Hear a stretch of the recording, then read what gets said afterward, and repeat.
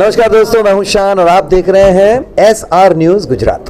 कि वक्फ बोर्ड को हटाने के लिए हमें जो आप स्कैनर देख रहे होंगे, काफी हमारे प्रतिनिधि स्कैनर लेके खड़े हैं। एक भी भक्त ऐसा नहीं हो जो स्कैनर को स्कैन किए बिना जाए।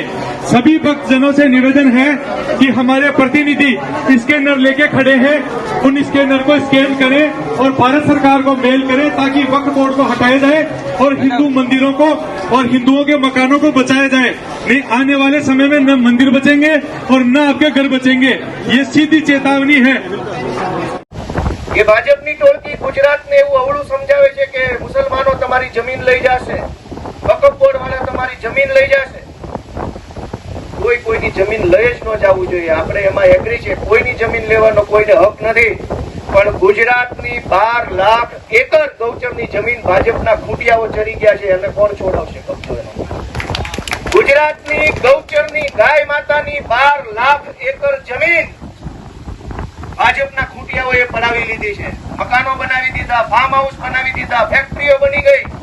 ગાય માતાના નામે રાજાઓએ મહારાજાઓએ જે જમીન ભારતની જનતાને, ગુજરાતની જનતાને આપી હતી, એ ભાજપના ખૂંટિયાઓએ કબજે કરી લીધી। વિશ્વામિત્રી જેવી પવિત્ર નદીની અંદર ભાજપના લોકોએ બાંધકામ કરી નાખી, નદી પચાવી પાડી। એ નદી પચાવી પાડી, એની સામેનો કોઈ ઈમેલ હોય તો ભાજપ વાળા મોકલજો। મારે ઈમેલ કરવો છે કે વિશ્વામિત્રીમાં દબાણ કરવા વાળાના દબાણ દૂર કરાવો। વિશ્વામિત્રી નદી પચાવી પાડી, એનો કોઈ ઈમેલ કરવાની વ્યવસ્થા હોય તો ભાજપ વાળા આપે આપણને।